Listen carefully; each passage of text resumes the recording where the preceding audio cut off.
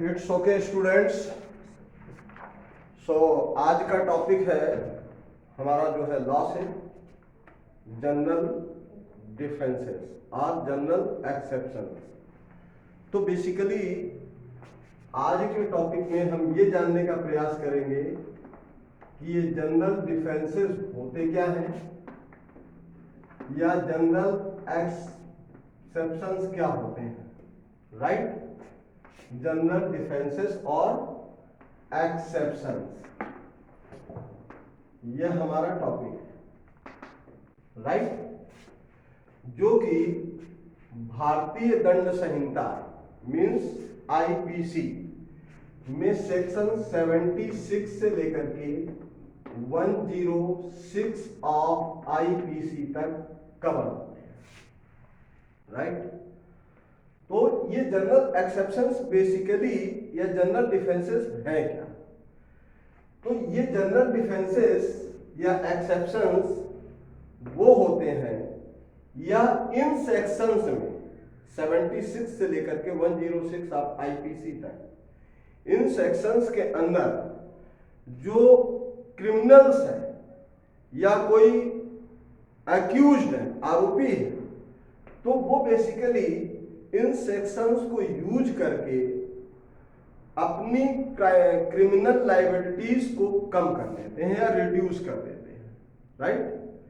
क्योंकि देखिए, जब कभी भी किसी भी व्यक्ति पर आपने सुना होगा कि उस पर चाहे कितना भी बड़ा आरोप लग जाए, किसी भी व्यक्ति पर कितना भी बड़ा आरोप लग जाए, तो ऐसा नहीं है कि आरोप लगाने वाले ने आरोप लगा दिया, चाहे वो किसी इंडिविजुअल्स पर्सन ने लगाया हो आरोप या किसी स्टेट ने आरोप लगाया हो या किसी एडमिनिस्ट्रेटिव ऑफिसर्स ने किसी पर आरोप लगाया हो, राइट? अब मान लीजिए इंडिविजुअल्स की बात आए तो एक राम सिंह ने श्याम सिंह पर आरोप लगा दिया। राम सिंह ने क्या कर दिया? श्याम सिंह पर आरोप लगा दिया कि भाई श्याम सिंह चोर है, राइट? या श्याम सिंह ने मर्डर किया है। इस बात को ऐसे समझे, राम सिंह ने आरोप लगाया किस पर? श्याम सिंह पर, ये कहते हुए पुलिस थाने में जाकर के कि साहब श्याम सिंह मर्डरर है, राइट? अब पुलिस ने क्या किया, इस श्याम सिंह के विरुद्ध मान लीजिए 1% एफआईआर दर्ज कर दी, क्योंकि जब 4 लोग कह रहे हैं, राम सिंह जैसे और भी 2-4 लोग कह रहे होंगे कि भाई ये श्याम सिंह जो है मर्डरर है, तो पुलिस ने अगर इसके अगेंस्ट में सेक्शन 302 में एफआईआर लिख भी दी, इवन देन इसने एक्सेप्ट भी कर लिया अगर पुलिस के सामने कि हाँ साहब मैंने ही मर्डर किया है, तो क्या कोर्ट उसे त्वरित पनिशमेंट दे देता है? कोर्ट कभी इंस्टेंट पनिशमेंट कभी किसी को नहीं देता है। क्यों नहीं देता है? कोर्ट इसको एक चांस देता है, एक मौका देता है अपना इनोसेंस प्रूव करने के लिए कि आप ये प्रूव कर दो कि आप इनोसेंस हो, आप निर्दोष हो, आपने कोई अपराध नहीं किया है। तो कोई भी जो एक्यूज्ड है, कोई भी आरोपी है, वो जनरल डिफेंसेस अर्थात in exceptions, it means section 76 to 106 of IPC को यूज करके खुद को क्या कर सकता है? इनोसेंस प्रूव कर सकता है, अपनी क्रिमिनल लायबिलिटीज को कम कर सकता है, राइट? तो बेसिकली ये चीज समझ में आ गई होगी कि जनरल डिफेंसेस क्या है, मींस एक्यूज्ड इन सेक्शंस का यूज करके, जनरल डिफेंसेस का यूज करके क्या करता है? अपनी क्रिमिनल लायबिलिटीज को कम कर सकता है, रिड्यूस कर सकता है, एग्जेम्प्ट कर सकता है, माफी मिल सकती है उसको। Is that clear? अब जब माफी की बात होती है तो बेसिकली लॉ में एक प्रोविजन है मिस्टेक का। क्या है? मिस्टेक का। तो यहां पर मिस्टेक क्या है? तो जब बात आती है क्या? मिस्टेक की, तो मिस्टेक को 2 पार्ट्स में डिवाइड किया गया है, राइट? और वो 2 पार्ट्स की मिस्टेक क्या है? एक है आपकी मिस्टेक ऑफ फैक्ट्स, राइट। और सेकंड है आपका मिस्टेक ऑफ लॉ। ये हो गया आपका mistake of fact and mistake of law. Is that clear? अब मिस्टेक ऑफ फैक्ट में आपको एग्जेम्पशन मिलेगा, तो 76 ऑफ आईपीसी में एग्जेम्पशन मिल जाता है। तो ये आप इसको ऐसे याद रखें, जो मिस्टेक ऑफ फैक्ट्स है ये एग्जेम्प्टेबल है। एग्जेम्प्टेबल का मतलब होता है इसमें माफी के लायक है, इसमें आपको माफी मिल जाती है, राइट। क्या मिल जाती है? किसमें मिल जाती है माफी? Mistake of fact is exemptable, means mistake of facts जो होता है वो माफी के लायक होता है, एग्जेम्प्टेबल, राइट। और ये मिस्टेक ऑफ लॉ, इसमें आपको 79 में आप जो है जाते हैं, और this is non exemptable, this is non exemptable, means इस ये माफी के लायक नहीं होते। Is that clear? Mistake of law is not exemptable and mistake of fact is exemptable. ये दो चीजें आपको हमेशा ध्यान रखनी है कि section 76 of mistake of facts को डील करता है और ये मिस्टेक ऑफ लॉ को डील करता है, सेक्शन 79। Is that clear? अब बात आती है मिस्टेक ऑफ फैक्ट्स होता क्या है, मिस्टेक ऑफ लॉ क्या होता है। समझ में आया? अब जस्ट सपोज एक व्यक्ति है, अच्छा ये मिस्टेक ऑफ फैक्ट ये एग्जेम्प्टेबल कब है? जब कोई व्यक्ति जो उसका मेन इंग्रेडिएंट्स है, जो इसका मेन फैक्ट्स है, वो क्या है? जब कोई व्यक्ति पब्लिक ड्यूटी परफॉर्म कर रहा हो या गुड फेथ में कोई काम कर रहा हो, और गुड फेथ में कुछ भी करते समय, गुड फेथ में कुछ भी करते समय या पब्लिक ड्यूटी परफॉर्म करते समय अगर कोई मिस्टेक ऑफ फैक्ट से कोई बात हो जाती है, कोई क्राइम कमिट हो जाता है, कब? जब गुड फेथ में कार्य कर रहे हैं लेकिन हो गया क्या? क्राइम कमिट हो गया। तो उस कंडीशंस में आपको जो है क्या है, सेक्शन 76 ऑफ आईपीसी में क्या मिल जाएगा? एग्जेम्पशन मिल जाएगा। अब देखिए वो एग्जेम्पशन कैसे मिलता है। बेसिकली यहां पर हमने क्या किया, यहां पर हमने कहा कि ए जो है क्या है? एक पुलिस ऑफिसर। इसको ये क्या है? ए जो है क्या है? एक पुलिस ऑफिसर है। समझ में आ रहा है? और ये जो पुलिस ऑफिसर है, this is bound by law, ये कानून से बंधा हुआ है। क्या है? This is bound by law, ये कानून से बंधा हुआ है, ये बाउंड बाय लॉ होना चाहिए। Is that clear? या अब मान लीजिए इसके सुपीरियर ने क्या आदेश दिया इसको? कोई एक आदेश दिया कि ये जो है क्या है? मॉब है। क्या है? ये मॉब है, भीड़ है, और इस भीड़ को कंट्रोल करने के लिए आप फायर, या इस भीड़ को कंट्रोल करने के लिए आप इस पर क्या कर दो? लाठी चार्ज। Is that clear? तो इसको, इस मॉब को तितर बितर करने के लिए अगर मान लीजिए कभी परिस्थितियां ऐसी बनती हैं, तो इसके सुपीरियर ने, क्योंकि इसके सुपीरियर ने ऐसा कहा है फायर करने के लिए, अब इसने फायर किया या लाठी चार्ज की? फायर किया या लाठी चार्ज की। और लाठी चार्ज करते समय मान लीजिए कि किसी व्यक्ति की डेथ हो जाती है। क्या हो जाती है? डेथ हो जाती है। मान लीजिए इसने लाठी मारी और ये सिर पे पड़ गई, तो चूंकि ये सिर पर, तो एक बीइंग पुलिस ऑफिसर तो कभी सिर पे मारेगा नहीं, राइट?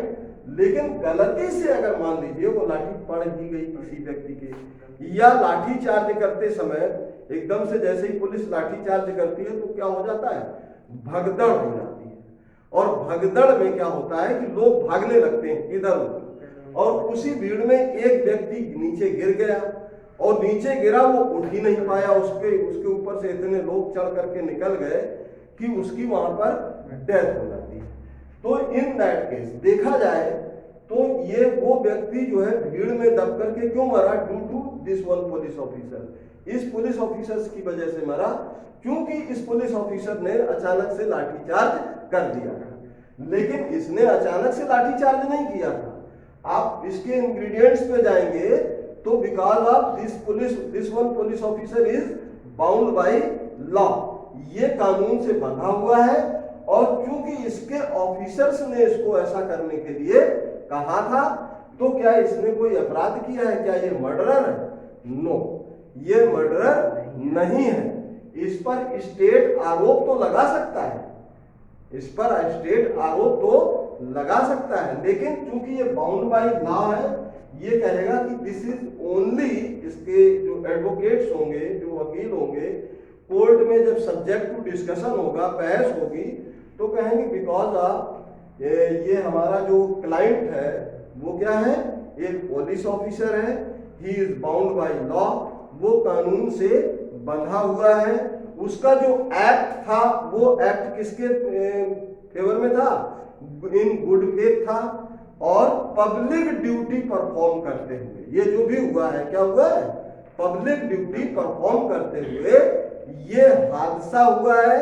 तो इसको जो है किसमें, सेक्शन 76 ऑफ आईपीसी में क्या मिल जाएगा, रिलीफ मिल जाएगा। तो एक फैक्ट तो आपको ये समझ में आ गया होगा मेरे ख्याल से बहुत अच्छे तरीके से। सेकंड, मान लीजिए अगर हम सेकंड एग्जांपल दें कि ए एक पुलिस ऑफिसर है, इसको ईदर बाय कोर्ट, या तो कोर्ट के थ्रू या इसके सुपीरियर्स ऑफिसर्स के थ्रू ये आदेश दिया गया कि आपको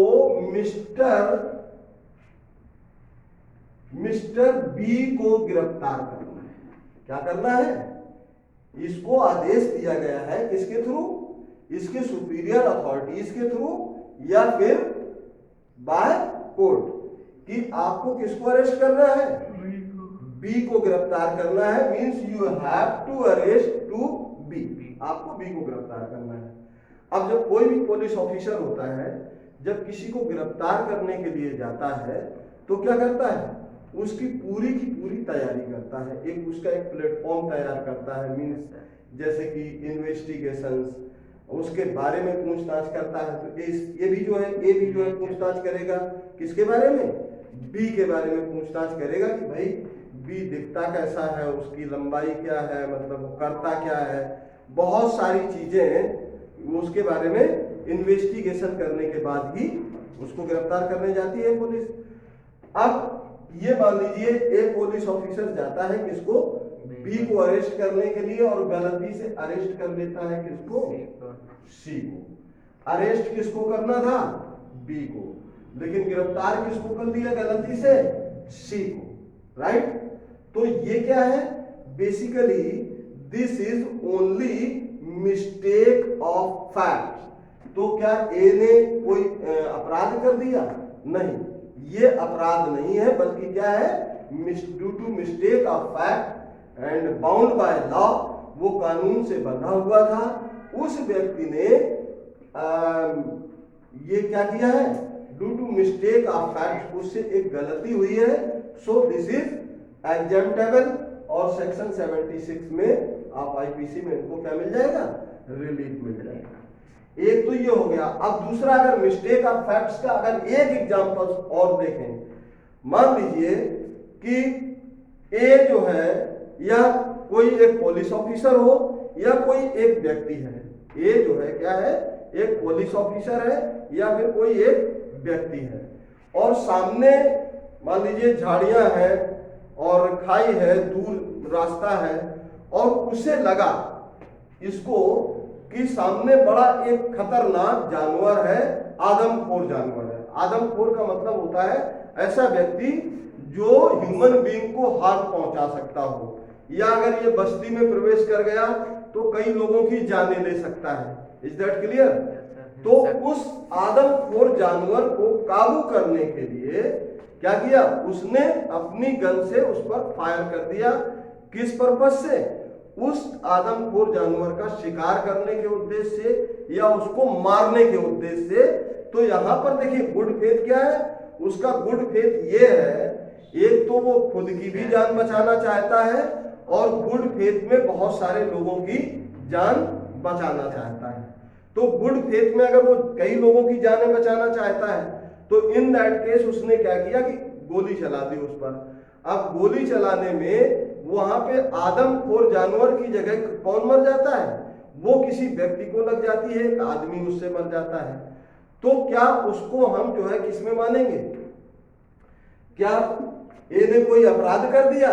नहीं, क्योंकि गुड फेथ में बहुत सारे लोगों की जिंदगी बचाने के लिए उसने एक जंगली जानवर पर, एक आदमखोर पशु पर फायर किया था, जो कि बाय मिस्टेक गलती से किसी एक आम आदमी को गोली लग जाती है, किसी सिविलियंस को गोली लग जाती है। इन दैट केस उसको सेक्शन 76 ऑफ आईपीसी में क्या मिल जाएगा? एग्जेम्पशन मिल जाएगा, अर्थात रिलीफ मिलेगी। मींस उसकी जो क्रिमिनल लायबिलिटीज है वो क्या होगी? कम हो जाएगी। Is that clear? तो आई थिंक मेरे ख्याल से मिस्टेक ऑफ फैक्ट्स आपको बहुत अच्छे तरीके से समझ में आया होगा। अब बात करते हैं मिस्टेक ऑफ लॉ। इसके बारे में हमने कहा है कि दिस इज कंप्लीटली नॉन एग्जेम्प्टेबल, ये बिल्कुल भी माफी के लायक नहीं है। अब माफी के लायक कैसे नहीं है? मान लीजिए किसी स्टेट का रूल है, किसी स्टेट का रूल है कि यहां पर इस तरह का कार्य करना जो है क्या है? अपराध है, राइट? अब जैसे हम लेट्स सपोज एग्जांपल सब किसका ले लेते हैं? बिहार का ले लेते हैं। हमारे यहाँ जो है लिकर्स यूज किया जाता है, हमारे यहाँ लिकर्स कंजम्पशन बहुत है। लिकर्स कंजम्पशन का मतलब हम लोग बहुत सारी यहाँ पर खुली शराब बिकती है ठेकों पर। खुली शराब का मतलब ऐसा नहीं ओपन शॉप पे नहीं है, कहाँ पर? ठेके पर, राइट? जो सरकारी ठेके हैं वहां पर शराब बिकती है, लोग खरीदते हैं और पीते हैं, राइट? अब चूंकि बिहार में जो है, बिहार का कानून है, जब से नीतीश जी जो है, नीतीश कुमार वहां के बिहार के मुख्यमंत्री हैं, उन्होंने कंप्लीटली बैन कर दिया है कि वहां पर शराब बिल्कुल भी पीना अलाउ नहीं है। ना वहां पर पी सकते हैं, ना वहां पर पी के जा सकते हैं, ना वहां पर शराब लेके जा सकते हैं। Is that clear? तो कहाँ का ये कानून है? ये बिहार का है। अब मान लीजिए कोई एक व्यक्ति है जो कहीं बाहर से आ रहा है। कहां से आ रहा है? बाहर से। और वो 3-4 बोतल लेकर के चला गया, क्योंकि वो पीने वाला है, डेली का शौक करने वाला है और डेली का हैबिचुअल है। अब वो बिहार लेके जाता है और बिहार में जाते के साथ ही उस व्यक्ति को क्या कर दिया जाता है? वहां पे अरेस्ट कर लिया जाता है। अब वो कहता है कि साहब ये तो हमें पता ही नहीं था कि यहाँ पर बिहार में बैन है।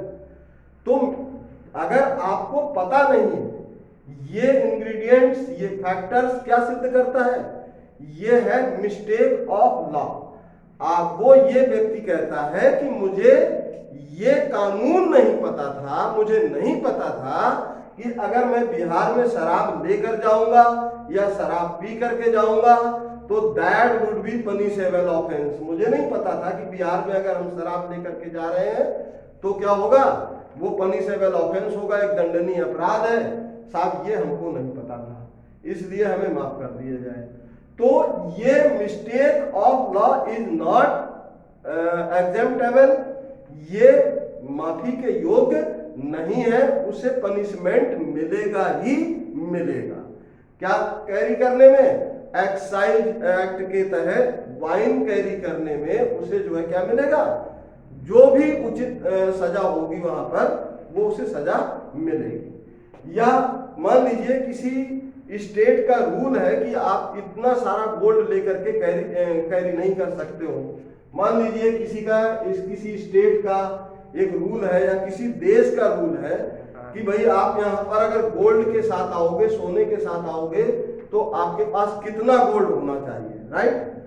अब एक व्यक्ति है नेपाल गया, और मान लीजिए वो व्यक्ति कौन है, एक व्यक्ति है जो नेपाल जाता है और नेपाल से जो है 5 किलो गोल्ड लेकर के चला आता है। कितना? 5 किलो गोल्ड लेकर के चला आता है, और जैसे ही वो इंडिया के बॉर्डर्स में एंट्री करता है उसे पकड़ लिया जाता है। तो उस पर जो है गोल्ड स्मगलिंग का जो है क्या होगा, आरोप लगेगा। जो भी चार्ज लगेंगे, जो भी लीगल एक्टिविटीज होगी उसके अगेंस्ट में, वो किस में होगी, एक स्मगलर्स के फॉर्म में होगी। एक स्मगलर की तरह उसको ट्रीट किया जाएगा। अब वो व्यक्ति अगर ये कहता है, एक, क्योंकि मैं स्मगलर नहीं हूं, मैं स्मगलर क्यों नहीं हूं, क्योंकि भाई साहब मैं इसको चोरी करके नहीं ला रहा हूं, वो तो मैं नेपाल से खरीद के ला रहा हूं। अगर आप नहीं मानते हैं तो देख लीजिए, मैंने नेपाल में ये खरीदारी की है, उसका ये बिल है हमारे पास, राइट। तो उसने कहा क्योंकि आप इतना सारा गोल्ड कैरी नहीं कर सकते हो एक साथ, ये कानून है। तो उन्होंने कहा नहीं भाई, ये तो हमें कानून पता नहीं था, इसलिए हम ऐसा कर रहे हैं, इसलिए हमको इस बार जाने दिया जाए या माफ कर दिया जाए। तो ये भी जो है क्या है, that is the mistake of law ingredients, और इसमें mistake of law is not exemptable. मतलब कोई भी व्यक्ति ये कह करके नहीं बच सकता है क्रिमिनल लायबिलिटीज से या पनिशमेंट से कि भाई हमको कानून नहीं पता था इसलिए हमसे गलती हो गई। कुल मिला करके अगर कानून नहीं पता था तो कानून जानना ये आपकी जिम्मेदारी है, ऐसा हमारा स्टेट कहता है। हमारा मतलब राज्य, जो देश है, जो हमारे देश का कानून है, वो कहता है हर व्यक्ति को अपने देश का संविधान, अपने देश के कानून की जानकारी होनी चाहिए। एट लीस्ट इतना तो पता ही होना चाहिए कि क्या सही है और क्या गलत है। अगर आपको नहीं पता था तो ये क्या है, ये आपका मिस्टेक है। Is that clear? यहां पर ये चीज क्लियर हो गई? Very good. अब हम बात करते हैं mistake of facts and mistake of law. ये बहुत अच्छे तरीके से क्लियर हो गया होगा। 76-79 और सेक्शन आपके कंप्लीट हो गए, section 76 of IPC and section 79 of IPC. अब हम बात करते हैं सेक्शन 77 एंड 78 ऑफ आईपीसी की। जब हम इसकी बात करते हैं section 77 and section 78 of IPC की, तो ये बचाते हैं जजेस को क्रिमिनल लायबिलिटीज से और लोगों को क्रिमिनल लायबिलिटीज से, राइट। तो सेक्शन 77 किसको बचाता है?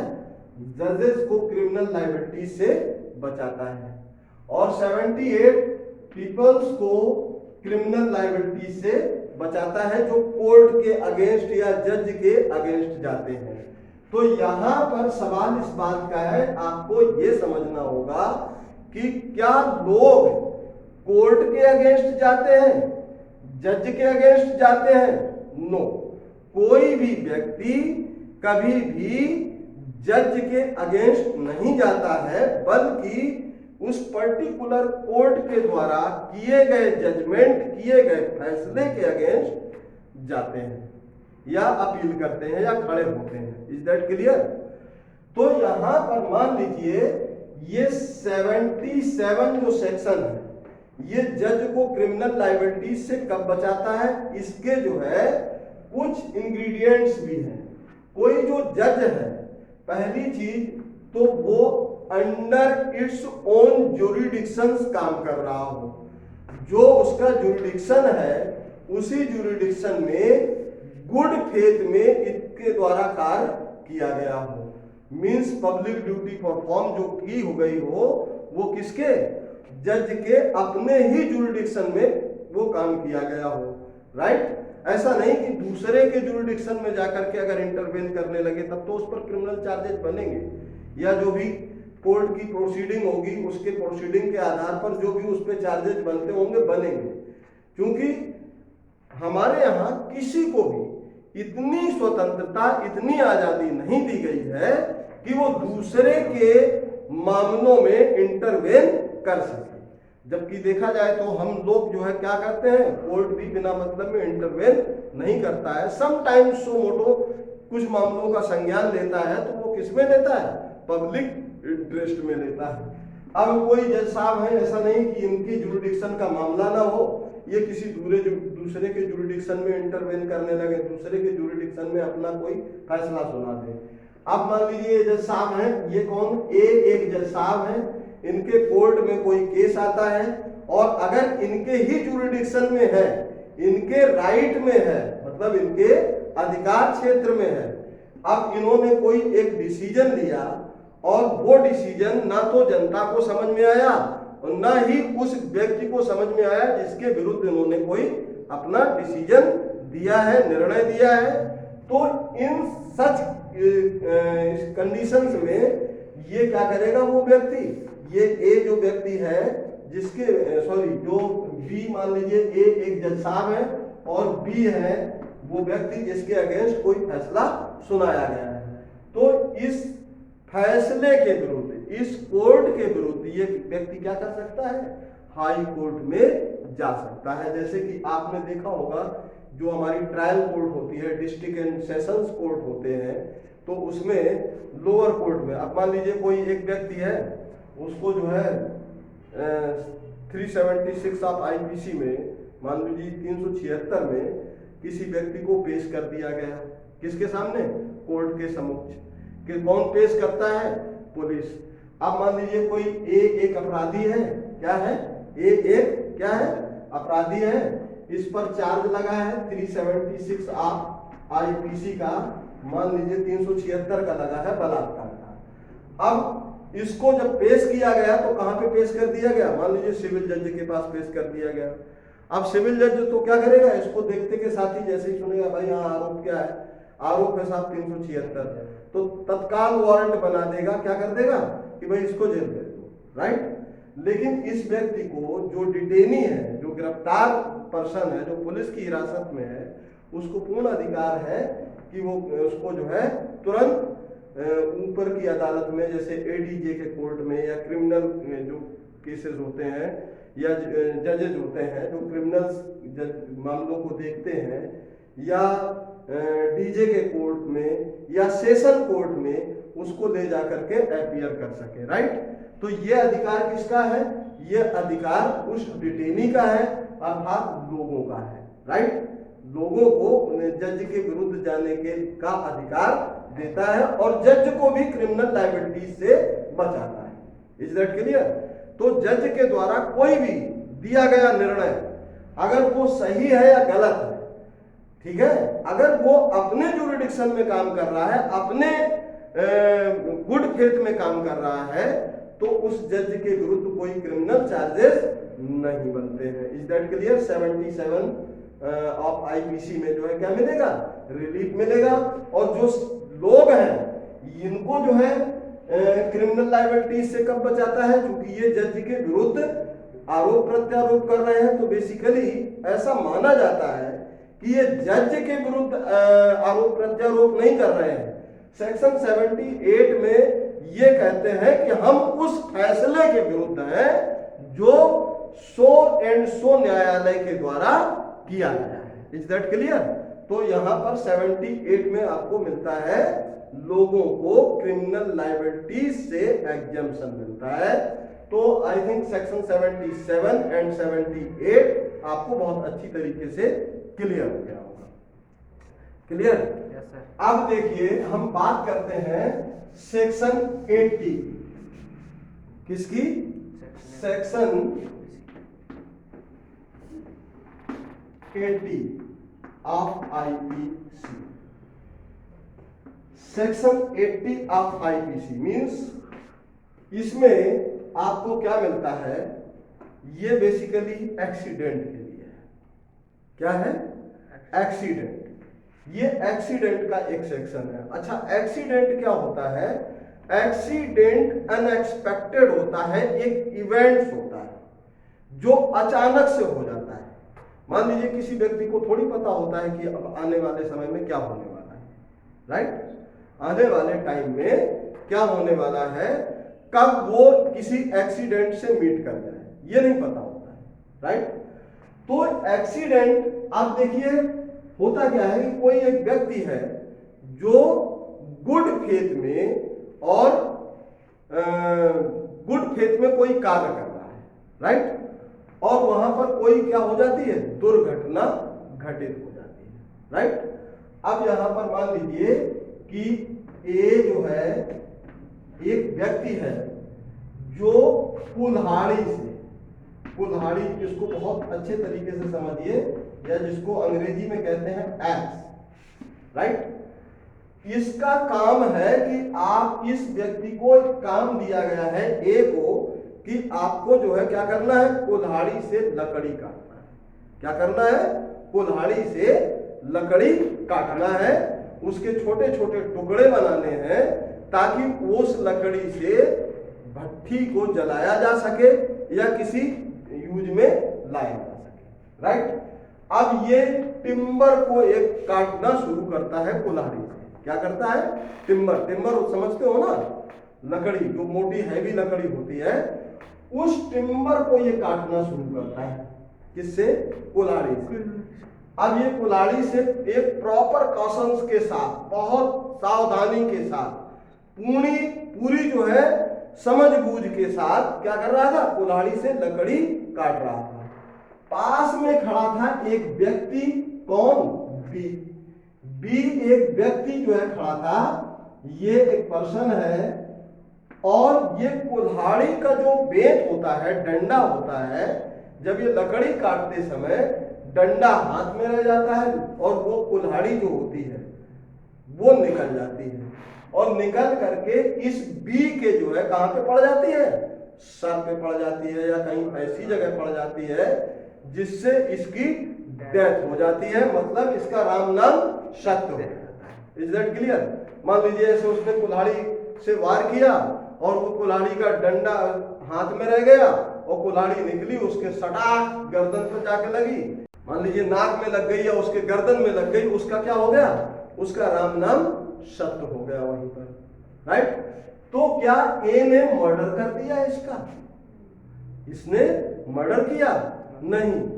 Theirs no mens rea. यहां पर मेंस रिया क्या है कि इसने जो भी किया है वो जानबूझ करके नहीं किया है। जानबूझ करके क्या नहीं किया है, इसको जानबूझ करके नहीं मारा है, क्योंकि इसको मारना इसका कोई इंटेंशन नहीं था, राइट? जो भी हुआ है वो क्या हुआ है, एक एक्सीडेंट है। ये तो काट क्या रहा था, लकड़ी को काट रहा था। लकड़ी काटते समय कुल्हाड़ी निकल करके किसको लग गई, बी को लग गई, और बी की जो है क्या हो गई, डेथ हो गई। तो इन ऐसी सिचुएशंस में बी को ए को सेक्शन 80 ऑफ आईपीसी में क्या मिलेगा, रिलीफ मिल जाएगा, क्योंकि इसने कोई अपराध नहीं किया है। Is that clear? क्या नहीं किया है, कोई अपराध नहीं किया है, क्योंकि इसका जो इंटेंडेड वर्क था, जो इसका जो इंटेंशन था वो लकड़ी काटना था, आदमी काटना नहीं था। लकड़ी काटते समय कुल्हाड़ी के निकल जाने से या एक्स के निकल जाने से क्या हो गया, बी की डेथ हो गई। Is that clear? तो सेक्शन 80 का इसको आप क्या मिल जाएगा, रिलीफ मिल जाएगा। ये चीज क्लियर हो गई कि नहीं हो गई? Yes sir. अब बात करते हैं, मान लीजिए एक और एग्जांपल्स की। एक एग्जांपल्स ये है, ए जो है क्या है, एक पुलिस ऑफिसर है। क्या है, एक पुलिस ऑफिसर है या एक आर्मी पर्सन। क्या है, आर्मी पर्सन। ये ए जो है क्या है, या पुलिस ऑफिसर है या फिर आर्मी का व्यक्ति है। Is that clear? अब होता क्या है, ए को क्या मिला है, इसके सुपीरियर ने ये ऐसा आदेश दिया कि शहर में एक आतंकवादी घूम रहा है, उस आतंकवादी को क्या करना है, अरेस्ट करना है या देखते ही गोली मार देना है, राइट। अब सवाल इस बात का है कि एक पुलिस ऑफिसर ने उसके सुपीरियर, चाहे आर्मी पर्सनल हो तो आर्मी के सुपीरियर ने उसको कमांड दिया है, उसको आदेश दिया है, पुलिस के भी पुलिस अधिकारी के सुपीरियर ने भी ऐसा आदेश जारी किया है कि यहाँ पर शहर में एक जेड नाम का टेररिस्ट घूम रहा है। कौन घूम रहा है? जेड नाम का एक टेररिस्ट है, ये घूम रहा है, इसको तत्काल प्रभाव से इसका गिरफ्तार होना जरूरी है। क्या है? गिरफ्तार होना जरूरी है। और अगर जिंदा गिरफ्तार हो जाए देन वेल एंड गुड, अगर गिरफ्तार नहीं हो पाता है तो इसे गोली भी मार दिया जाए, या इसको जिंदा ही गिरफ्तार करने का आदेश दे दिया। तो अगर मान लीजिए ये जो ए है, ये चाहे as a police officer, as a army personnel, ये क्या करते हैं? जेड को देखते हैं। क्या देखते हैं? जेड को देख लेते हैं और तत्काल उसे गिरफ्तार करने का प्रयास करते हैं। तो जितने भी टेररिस्ट होते हैं, जो आतंकवादी होते हैं, उनके ऊपर कोई नियम, कोई कानून, कोई वो चीज लागू नहीं होती है। अब ये जेड क्या करता है? ये जेड भीड़ का सहारा लेने की कोशिश करता है और भीड़ का सहारा लेकर के अपने आप को जो है वो शोर मचाता है कि किसी भी तरीके से कि भाई मुझे या तो जाने दो, नहीं तो इस पूरी भीड़ को हम इस बम से उड़ा देंगे या ऐसा कुछ कर देंगे। अब ये जो है पूरे जुनून में है कि किसी भी तरीके से हम इसको काबू कर लेंगे। अब लोग वहां पे बहुत सारी भीड़ भी है, लेकिन काबू भी करना है, नहीं तो बहुत बड़े हादसे को अंजाम दे देगा, बहुत बड़ी कोई एक्सप्लोजन कर सकता है, बहुत बड़ा जो है विस्फोट कर सकता है ये। तो उस व्यक्ति को जब काबू नहीं कर पाए तो इसने क्या किया? ये जो है पुलिस ऑफिसर ने फायर कर दिया, उस पर गोली चला दी। अब गोली चलाते समय ये आतंकवादी तो बच गया, लेकिन एक सिविलियन मर गया। क्या हो गया? एक सिविलियन मर गया। तो क्या ए ने कोई अपराध किया है? नहीं, कोई अपराध नहीं किया है, बिकॉज ऑफ वो गुड फेथ में हजारों लोगों की जान बचाते हुए एक व्यक्ति की डेथ हो गई। सेक्शन 80 ऑफ आईपीसी में उसे क्या मिल जाएगा? एग्जेम्पशन मिलेगा, रिलीफ मिलेगा, उस पर लगी जो क्रिमिनल चार्जेस हैं वो जो है उसकी लायबिलिटीज कम हो जाएगी। Is that clear? तो सेक्शन 80 का आपको यहाँ पर ये रिलीफ मिलता है। तो आई थिंक सेक्शन 80 भी आप लोगों को बहुत अच्छे तरीके से समझ में आया होगा। तो अब बात करेंगे हम सेक्शन 81 की, राइट। तो section 81 of IPC, right. Section 81 of IPC क्या कहता है? Basically necessity knows no law. जरूरत जो है किसी कानून को नहीं जानती, राइट। सेक्शन 81 ऑफ आईपीसी कहता है नेसेसिटी नोज नो लॉ। जरूरत किसी कानून को न जानती है, न किसी कानून को मानती है। अब स्थिति यही हो, किसी व्यक्ति के सामने की एक तरफ कुआं है, एक तरफ खाई है, तो भैया जब ऐसी स्थिति बनेगी कि एक तरफ कुआं एक तरफ खाई, तो आदमी ऐसी परिस्थिति में, ऐसी स्थिति में लेस डेंजरस अल्टरनेटिव का यूज करेगा। क्या करेगा? लेस डेंजरस अल्टरनेटिव यूज करने का मतलब होता है जहां पर उसे खतरा कम नजर आएगा उस खतरे को वह इस्तेमाल कर लेगा। तो यहां पर बेसिकली ये क्या डील करता है? Necessity, right. और नेसेसिटी के बारे में कहा जाता है अगर एक तरफ कुआं और एक तरफ खाई हो तो लेस डेंजरस अल्टरनेटिव यूज कर सकते हैं। क्या कर सकते हैं? लेस डेंजरस अल्टरनेटिव यूज कर सकते हैं। Less dangerous, more dangerous. अगर ये स्थिति बन रही हो तो मोर डेंजरस को कट कर दो, इससे बच लो, और लेस डेंजरस को यूज कर लो, because of necessity knows no law. जो जरूरत होती है वो किसी कानून को या किसी उसको नहीं मानती है। अब मान लीजिए कि यहाँ पर क्या बने हैं? ये कोई घर बने हुए हैं, राइट। बहुत सारे घर जो है एक क्यू में बने हैं, एक कतार में बने हुए हैं, राइट। ये सारे क्या है? ये घर, राइट। अब होता क्या है कि यहाँ पर किसी एक घर में आग लग जाती है, राइट, और आग इतनी भीषण होती है कि अगर इस आग पर जल्दी से काबू नहीं पाया गया तो ये पूरी की पूरी बस्ती को जला करके खत्म कर देगी। अब होता क्या है कि आग बुझाने वालों ने दिमाग ये लगाया कि एक तरफ तो इस पर पानी डाल रहे हैं आग पर काबू पाने के लिए, दूसरा एक व्यक्ति ने दिमाग ये लगाया कि अगर ये इस घर से इस घर में पहुंची तो इस घर से इस घर की ये भी घर चपेट में आ जाएगा, तो क्यों ना इस घर को ही बीच से खत्म कर दिया जाए। अब ये हुआ क्या कि यहां से जो एक घर बना था इसको डेमोलिश कर दिया, इसको गिरा दिया ताकि ये आग इस घर में ना पहुंचे। तो क्या आग बुझाने वाले ने कोई गलती की, कोई अपराध किया? नहीं, क्योंकि ये घर इसने किसी पर्सनली दुश्मनी की वजह से, पर्सनली इनेमिटी की वजह से नहीं गिराया है, बल्कि गुड फेथ में पब्लिक ड्यूटी परफॉर्म करते हुए क्या किया है, एक घर का नुकसान करके बाकी के 500 घरों को बचाया गया है।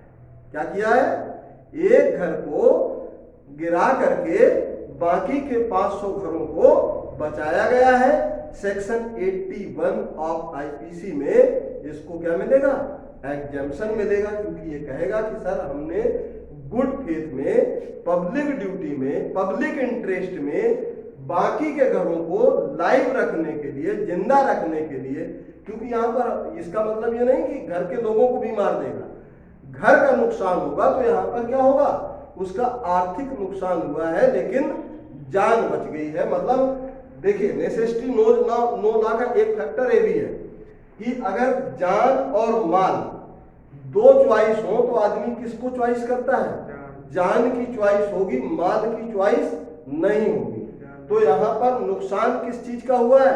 माल का हुआ है, लेकिन जान बच गई। जान और माल अगर दो चॉइस दी जाए आपको, किसी के सामने अगर जान और माल की दो चॉइस रखी जाए कि भाई एक बात बताइए कि अगर एक तरफ आपके सामने बहुत सारा माल रख दिया गया कि अब आप ये बताइए कि आपको माल चाहिए या अपनी जान चाहिए, तो फिर आप क्या लेंगे?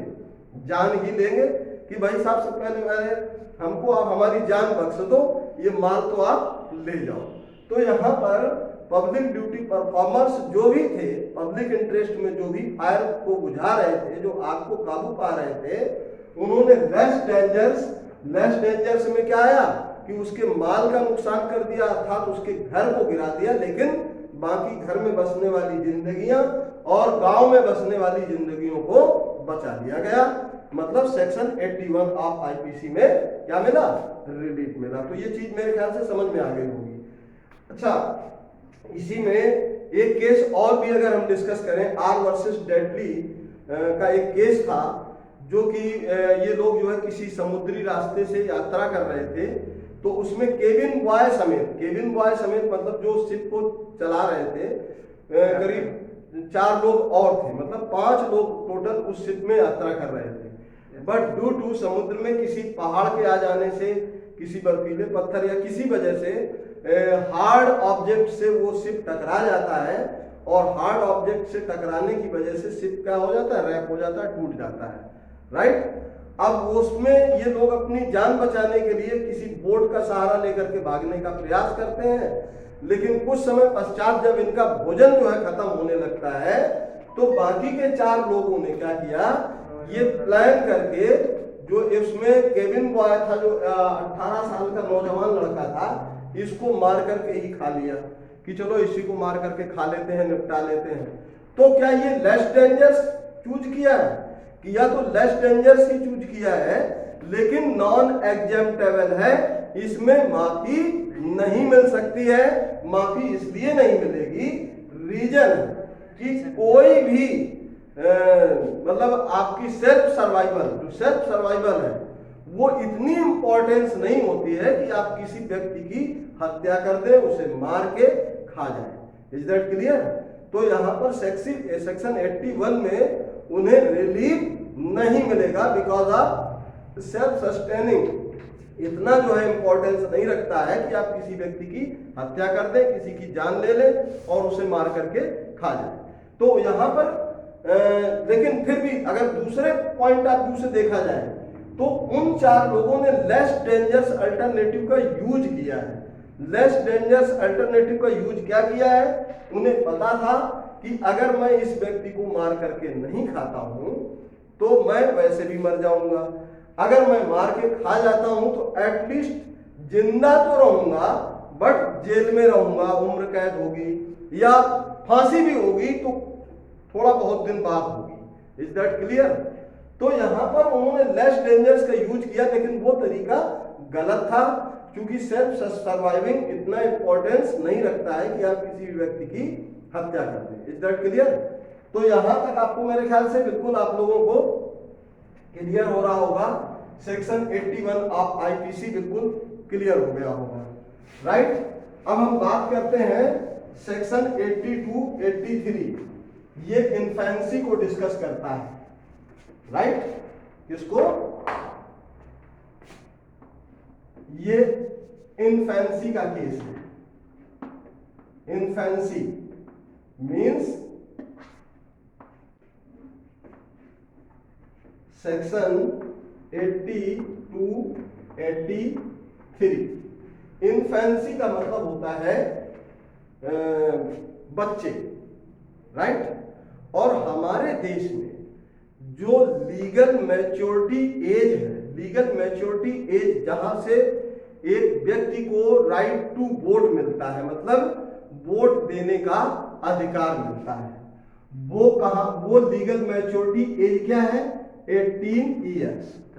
ये 18 ईयर्स के व्यक्ति को पूर्ण पुरुष, एक लीगल मैच्योर्ड पर्सन माना जाता है। Reason behind 18 years right to vote जो है किसी भी व्यक्ति को मिल जाता है, चाहे वो मैन हो या वीमेन हो, बॉय हो या गर्ल। Is that clear? और बिलो 18 ईयर्स, 18 ईयर्स से जो बिलो है वो सेक्शन 82 एंड 83 में कहीं ना कहीं फॉल होते हैं। अब वो कैसे फॉल होते हैं जरा इसको देखेंगे, राइट? तो सेक्शन 82 कहता है कि 0 से लेकर के जो 7 below 7 years, 0 to below 7 years, right? ये जो है 0 से लेकर के 7 साल से कम तक के बच्चे के द्वारा किया गया किसी भी तरह का अपराध क्या है? अपराध नहीं है, कंप्लीटली एग्जाम्पेबल है, राइट? ये चीज को बहुत अच्छे तरीके से समझ ले कि 0 से बिलो 7 ईयर मतलब 7 साल से कम उम्र का बच्चा अगर किसी भी तरह का अपराध करता है तो ये माना जाता है कि उस बच्चे का जो मैच्योरिटी है वो इस हद तक नहीं है कि वो किसी भी क्राइम को प्लान कर सके, राइट? क्या कर सके? प्लान कर सके, मतलब वो नहीं जानता है, उसने जो भी किया है वो क्या किया है? अनइंटेंशनली किया है, अनजाने में किया है।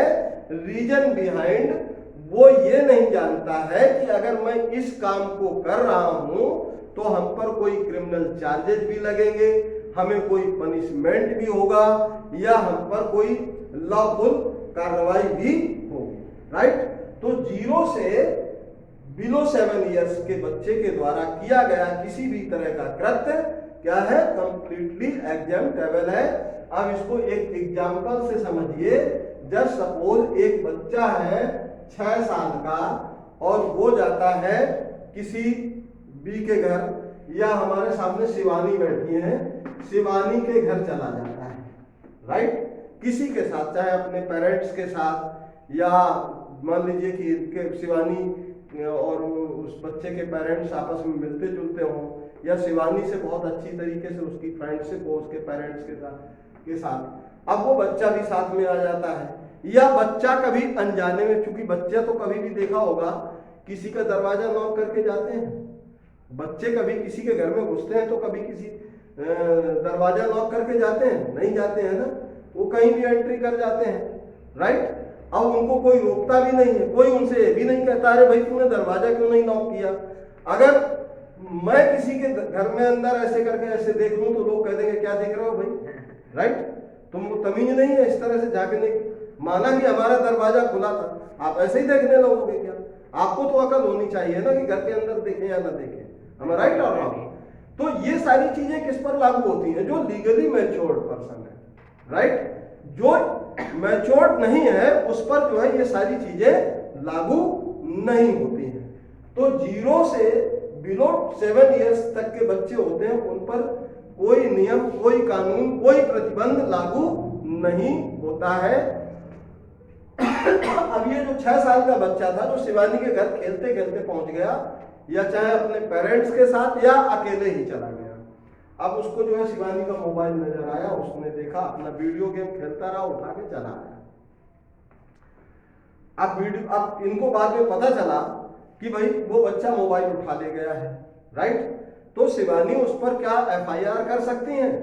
नहीं कर सकती हैं, क्योंकि पुलिस कहेगी कि इस बच्चे को कुछ पता ही नहीं है। उस पुलिस वाले अगर उससे कहेंगे भी कि बेटा तूने मोबाइल लिया है, तो कहेगा हाँ लिया है, तो दे दो, कहेगा नहीं देंगे, मैं तो लाया हूं, मैं तो लाया हूं, जबकि वो लाया चोरी से है। बट फिर भी अगर बच्चा है कह दे कि नहीं दे रहा तो नहीं दे रहा है, तो उसको भी हम उसके अगेंस्ट क्रिमिनल एक्टिविटी या क्रिमिनल कोई कार्रवाई एक्ट नहीं कर सकते, एक्शन नहीं ले सकते हैं, बल्कि उसे प्यार से समझा करके ही क्या किया जाएगा? मोबाइल वापस लिया जाएगा। उसके विरुद्ध कोई विधिक कार्रवाई नहीं की जा सकती है, क्योंकि 0 से लेकर के बिलो 7 इयर्स तक के बच्चे के द्वारा किया गया किसी भी तरह का कृत्य अपराध की श्रेणी में नहीं आता है। Is that clear? अब 7 साल से लेकर के 12 साल तक, और ये जो बच्चे होते हैं ये प्लानिंग कर सकते हैं। ये क्या कर सकते हैं? प्लानिंग कर सकते हैं। अब मान लीजिए कि बच्चा एक है, वो 7 से प्लस है, 7 प्लस है और बिलो 12 है, 7 प्लस एज वेल बिलो 12 या 12 ईयर तक का बच्चा है। अब वो कोई भी बच्चा हो सकता है, मान लीजिए एक 10 साल का बच्चा है, वो क्या करता है कि एक मोबाइल को जो है किसी के घर से चोरी करता है और किसी की शॉप पर जाकर के, किसी व्यक्ति को जाकर के या अपने किसी साथी को जाकर के उसको क्या कर देता है? बेच देता है। अब मान लीजिए वो मोबाइल 25,000 का मोबाइल था और उसने किसी शॉप पर जाकर के क्या कर दिया? वो बेच दिया जाकर के किसी को 12,000 में, और कहा कि भाई ये देखो एप्पल का फोन है, हम तुमको 12,000 में दे रहे हैं। तो इसका मतलब है कि ये 10 साल का जो बच्चा है ये भले ही लीगली मैच्योर्ड तो नहीं है, बट प्लानिंग करना जानता है। क्या जानता है? ये प्लानिंग करना जानता है, इसलिए इसे जो है सेक्शन 81 या 83 में एग्जेम्पशन नहीं मिलेगा, बल्कि इसके द्वारा की गई कार्रवाई की, इसके द्वारा किए गए एक्ट की पर इसको जो है क्या मिलेगा? पनिशमेंट मिलेगा। बट ये चूंकि इन्फेंसी के सेक्शन में फॉल हो रहा है, बच्चे के कैटेगरी में फॉल हो रहा है, तो इसका जो पनिशमेंट होगा वो राइगर्स पनिशमेंट नहीं होगा। राइगर पनिशमेंट का मतलब समझ रहे हो? एक होता है कठोर दंड, एक होता है सॉफ्ट दंड। तो सॉफ्ट दंड में क्या होता है? इस बच्चे को बच्चों की जेल में भेज दिया जाएगा, या इसको ये भी कर सकते हैं कि इसको थोड़ा बहुत पनिशमेंट करके 2 दिन 4 दिन, it's totally depend upon the judicial magistrate या कोर्ट। ये टोटली जो है कोर्ट पर डिपेंड करता है कि उस पर जो भी वो पनिशमेंट देना चाहे, मैक्स टू मैक्स और मिनिमम टू मिनिमम, कम से कम उसको जो है पनिशमेंट करके छोड़ा जा सकता है। Is that clear? तो यहां पर पनिशमेंट हुआ, चाहे भले उससे 500 रुपए का फाइन हुआ, ये भी एक पनिशमेंट है, चाहे भले उसको जो है 6 महीने की जेल हो गई, ये भी एक पनिशमेंट है। मतलब राइगर पनिशमेंट नहीं है, बट पनिशमेंट तो उसे मिला। रीजन बिहाइंड, क्योंकि वो प्लान कर सकता है। Is that clear? तो ये सेक्शन 82 एंड 83 आप लोगों को समझ में आया होगा। अब हम बात करते हैं इंसैनिटी का केस। किसका? इंसैनिटी।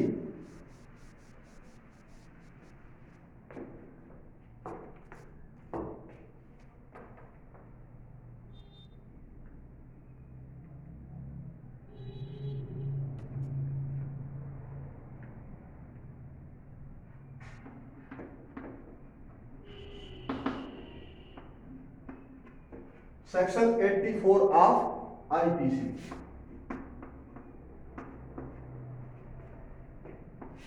ये डिस्कस करता है इंसैनिटी, राइट। इंसैनिटी का पहले तो मतलब समझ लें आप लोग। इंसैनिटी का मतलब होता है मेंटली एबनॉर्मल। मेंटली क्या होता है? Mentally abnormal. मानसिक रूप से, हाँ, एबनॉर्मल, जो मानसिक रूप से विक्षिप्त हो या मानसिक रूप से स्वस्थ ना हो। तो अगर कोई व्यक्ति इंसेन है, इंसेन का मतलब मेंटली एबनॉर्मल है। कोई अगर व्यक्ति क्या है, मान लीजिए एक व्यक्ति है और ये क्या है, मेंटली इंसेन है। मेंटली इंसेन का मतलब इनसेन मतलब एबनॉर्मल। क्या है? एबनॉर्मल मतलब पागल, राइट। तो अगर ये कोई भी व्यक्ति, ये इस तरह का कोई व्यक्ति जो कोई भी कार्य कर रहा है, चाहे वो अपराध कर रहा है लेकिन अनसाउंड माइंड से कर रहा है। अनसाउंड माइंड का मतलब होता है कि वो होश हवास में नहीं है, उसे नहीं पता है इनफैक्ट वो क्या कर रहा है, क्या नहीं कर रहा है, क्या सही है और क्या गलत है। अगर ऐसे व्यक्ति के द्वारा कोई अपराध कारित होता है तो उसको सेक्शन 84 ऑफ आईपीसी में क्या मिल जाएगा? रिलैक्सेशन मिल जाएगा। क्योंकि अनसाउंड माइंड मींस एक किसी भी पागल आदमी के द्वारा किया गया अपराध क्या है? क्योंकि वो अनसाउंड माइंड होता है। अगर ऐसा व्यक्ति अगर किसी को थप्पड़ मार दे या किसी के साथ इस हद तक उसे मारे कि वो मर ही जाए, तो उसे पता नहीं है कि इन फ्यूचर इसके कॉन्सिक्वेंसेस क्या आने वाले हैं, परिणाम क्या आने वाला है, because of he is mentally abnormal. आपने देखा होगा, कई बार सुना होगा कि वो एक व्यक्ति ने फायर कर दिया, बाद में पता चला उसके फायरिंग से किसी व्यक्ति की डेथ हो गई, और डेथ होने के बाद पता चलता है कि जब उसे कोर्ट ले जाया जाता है, ट्रायल फेस करता है, तो ट्रायल फेस करते समय डॉक्टर्स आकर के कहता है कि because of he is under my treatment, ये मेरे इलाज में है और पता नहीं मेरे से निकल गया या कुछ ऐसा हुआ कि अचानक से इसको इस तरह का अटैक पड़ता है, एक पर्टिकुलर सिचुएशंस को देख करके इसको अटैक पड़ जाता है, ये अनसाउंड हो जाता है, मतलब इसका दिमाग काम करना बंद कर देता है। तो लिहाजा इस व्यक्ति ने जो भी कार्य किया है, जो भी अपराध किया है, वो अनकॉन्शियस माइंड से किया है, अनसाउंड माइंड से किया है। लिहाजा उसे सेक्शन 84 ऑफ आईपीसी में जो है क्या मिल जाएगा? हाँ, उसको रिलैक्सेशन मिलेगा, उसकी क्रिमिनल लायबिलिटी कम होगी। It's totally depend upon the court कि उसे कंप्लीटली एग्जेम्प्ट करता है या उसे कुछ पनिशमेंट दे करके छोड़ता है। Is that clear? तो it's totally depend upon the court. तो ये section 84 of IPC insane mind मतलब एक तरह का जो पागल लोग होते हैं उन पे उस सेक्शन, ये सेक्शन उसमें डील करता है कि पागलों के द्वारा किया गया कोई भी अपराध है तो वो क्या होता है? एग्जेम्प्ट एवन। Is that clear? उसे इस सेक्शन का सहारा लेकर के क्या किया जा सकता है? बचाया जा सकता है। Section 85 and 86 of IPC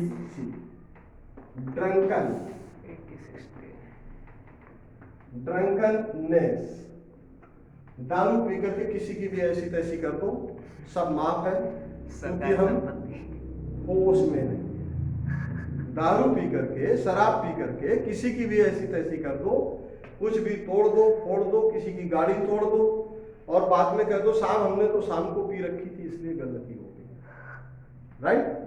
court आपको कोई पनिशमेंट नहीं देगा। ऐसा नहीं है, ऐसा नहीं है कि आपने शराब पी रखी है लेकिन आप शराब पी करके किसी के भी साथ बदतमीजी कर दो, बाद में कर दो हमने पी रखी थी साहब। मतलब ऐसे तो आदमी करेगा पी करके और इससे हमारी जो है, जिससे हमारे जो व्यक्ति हमको पसंद नहीं होगा उसकी गाड़ी ठोक देंगे, राइट? उसकी गाड़ी में अगर नहीं होगा तो अपनी गाड़ी से नहीं होंगे तो उसकी गाड़ी में पत्थर मार देंगे और बाद में कहेंगे हमने तो शराब पी रखी थी इसलिए हम होश में नहीं है। ऐसा नहीं है।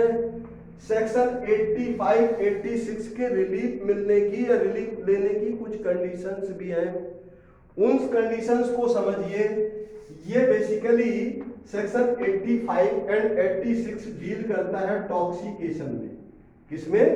टॉक्सिकेशन में, टॉक्सिकेशन में। अब ये टॉक्सिकेशन का क्या होता है? मतलब नशा। अब इसको अगर हम डील करेंगे तो इसको 2 पार्ट्स में क्लासिफाइड करते हैं, voluntary टॉक्सिकेशन, voluntary टॉक्सिकेशन and involuntary टॉक्सिकेशन, right? Voluntary टॉक्सिकेशन, involuntary टॉक्सिकेशन, दोनों में बेसिकली मूलभूत अंतर क्या है? ये एक वॉलेंट्री टॉक्सिकेशन है, मतलब जिसमें व्यक्ति ने जानबूझ करके शराब पी करके किसी की भी गाड़ी को ठोक दिया, किसी को पत्थर मार दिया, मतलब जानबूझ करके। ये सारा कुछ हो रहा है कैसे? इंटेंशनली हो रहा है, एक प्लानिंग हो रही है। तो ये क्या है? एक प्रिजम्पशन है, मतलब पहले से ही तय है कि भाई आज तो हमें पी करके इसको पीटना है। जैसे कि आपने देखा होगा सड़क पर आवारा चलते हुए लड़कों को देखना होगा, सुना होगा कई बार, वो कहते हैं यार पीटना तो है लेकिन ऐसे पीट नहीं पाएंगे, जरा 2 पैक लगवा दो फिर इसके बाद उसकी ऐसी तैसी करते हैं। तो उन्होंने कहा चल यार ठीक है चलते हैं ठेके पर बैठ कर। अब उन्होंने पिया तो उनकी प्लानिंग पहले से थी, राइट? इसलिए आपको सेक्शन 85, 86 का रिलीफ नहीं मिलता है। सेक्शन 85 का रिलीफ आपको कब मिलेगा?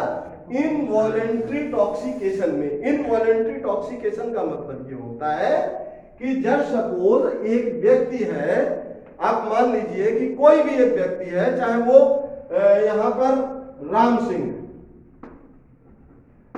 सिंह को धोखे से, कैसे? धोखे से या फोर्सफुली तरीके से, या तो जबरदस्ती या धोखे से इनको इंटॉक्सिकेट किया जाता है।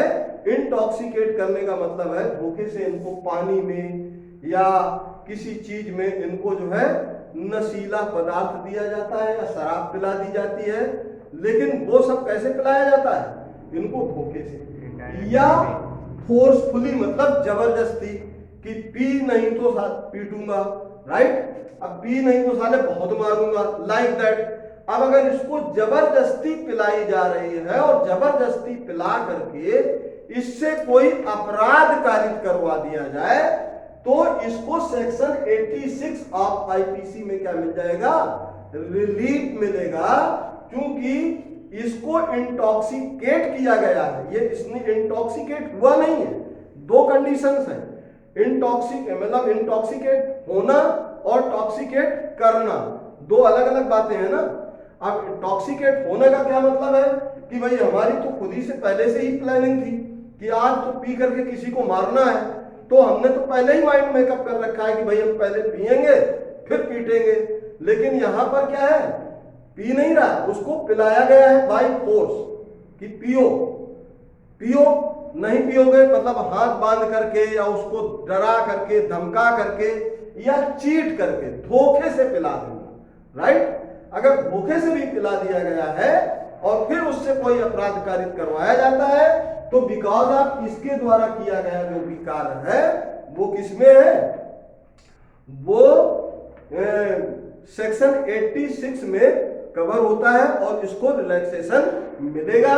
और ये वॉलेंट्री टॉक्सिकेशन सेक्शन 85 में है, मतलब ये पूरी तरह से प्लानिंग करके साउंड माइंड से पहले ही प्लानिंग कर लिया गया और प्लानिंग करने के बाद उसने जो है अपराध को किया है। इसमें रिलैक्सेशन नहीं मिलेगा। ऐसा नहीं होता है कि साहब हमने पी रखी थी इसलिए हमने गाड़ी ठोक दी, साहब हमने पी रखी थी इसलिए हमने पत्थर मार दिया।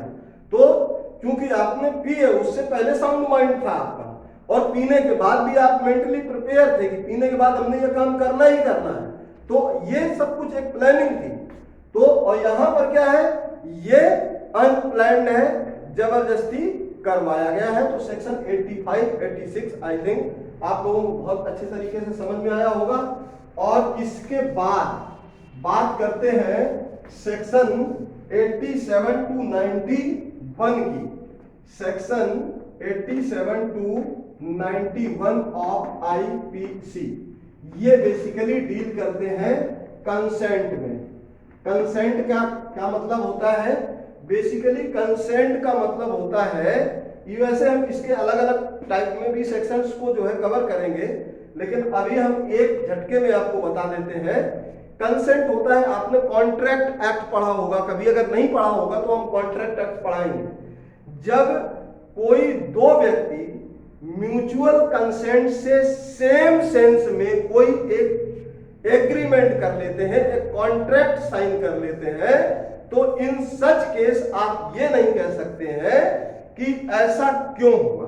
अब उसका चाहे प्रॉफिट हो या लॉस हो, फायदा हो या नुकसान हो, राइट। अब जैसे मान लीजिए कोई दो व्यक्ति हैं, दो बच्चे हैं, मतलब बच्चे का मतलब यहाँ पर वो नहीं है, हम यहाँ पर उनकी बात कर रहे हैं जो नॉर्मल पर्सन्स होते हैं, आम व्यक्ति होते हैं, या मेंटल मैच्योर्ड बच्चे जो होते हैं, लीगल मैच्योर्ड जो बच्चे होते हैं। मान लीजिए हमने यहाँ पे 18 इयर्स के दो स्टूडेंट्स की बात की, राइट। किसकी बात कर रहा हूँ? 18 इयर्स एज के दो बच्चे हैं जो कि स्टूडेंट्स हैं। अब ये जो है तय ये करते हैं, म्यूचुअल कंसेंट इनमें क्या होता है इन दो बच्चों के बीच में, कि देखना ये है कि तालाब में सबसे आगे जंप कौन मार सकता है, कौन ज्यादा लंबी दूरी तक जंप कर सकता है, राइट। अब वो दो बच्चे खड़े थे, अब दोनों बच्चे तालाब के किनारे खड़े थे। इस सिचुएशंस में आप ये नहीं कह सकते हैं कि उसमें से एक बच्चा ये नहीं कह सकता है कि मुझे धक्का क्यों मारा, धक्का क्यों मारा। अरे भाई तुम तो पहले से ही म्यूचुअल कंसेंट में तालाब के किनारे गए इसलिए हो ताकि तालाब में जंप कर सको, या किसी कोई बंजी जंपिंग करने जा रहा है, अब बंजी जंपिंग करते समय किसी ने उसको धक्का दे दिया या वो खुद ही स्लिप कर गया, तो वो व्यक्ति ये नहीं कह सकता कि भाई हमको किसी ने धक्का दिया था। अरे तुम तो उस समय उस कंडीशंस के लिए मेंटली प्रिपेयर होकर के गए थे। तो यहाँ पर कंसेंट के सेक्शन 87 ऑफ 91 ऑफ आईपीसी तक हम आपको नेक्स्ट वीडियो में कवर करने वाले हैं। अगर आप लोगों को ये वीडियो पसंद आए तो प्लीज इसे लाइक करें, सब्सक्राइब करें और अपने मित्रों के साथ शेयर करें। Thank you very much.